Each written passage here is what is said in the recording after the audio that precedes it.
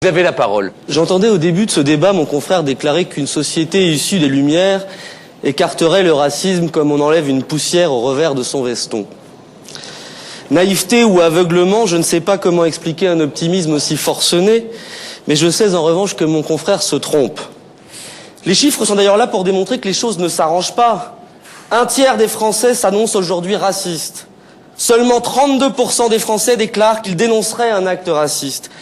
45% de hausse des violences antisémites en 2006.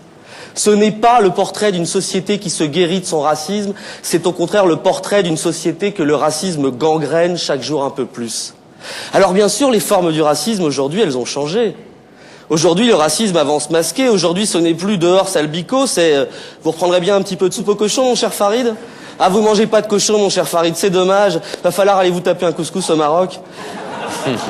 Et oui, aujourd'hui, le racisme, c'est sournois, le racisme, c'est insidieux.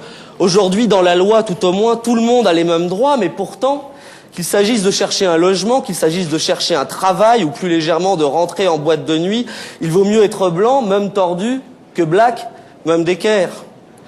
Aujourd'hui, nous sommes rentrés... Aujourd'hui, nous sommes rentrés dans le racisme soft. Celui qui veut se donner une apparence lisse, le racisme du nouveau Front National et de Monsieur Alliot, le racisme des adorateurs du porc, et je ne parle pas de Monsieur Le Pen. Vous ne savez rien. Les adorateurs du porc qui ont compris qu'il fallait qu'ils camouflent la grosse verrue de leur peur et de leur intolérance derrière un discours apparemment policé, derrière le paravent d'une hypocrisie qui est peut-être encore plus écœurante que la violence dont ils faisaient preuve auparavant. Et ce nouveau racisme, on lui sert aujourd'hui la soupe, au cochon, sur un plateau. Quand Nicolas Sarkozy stigmatise la racaille forcément étrangère et les sans-papiers en leur faisant porter tous les maux de la terre. Quand Georges Frêche déclare qu'il y a trop de noirs dans l'équipe de France sans relever qu'il n'y en a pas assez au gouvernement.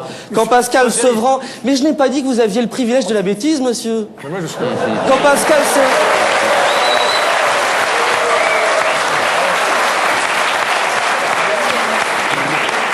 Pascal Sevran s'intéresse de façon trop publique à la bite des Noirs en sous-entendant que si ces sauvages voulaient bien s'arrêter de copuler 5 minutes, ils auraient nettement moins de problèmes. Moi, je peux pas faire personnellement, je peux pas. Je suis persuadé que si. Moi, faut que je donne tous les jours, 4 fois par jour.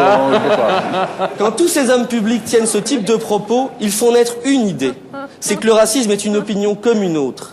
Et c'est de cette évolution sournoise qu'il faut avoir peur.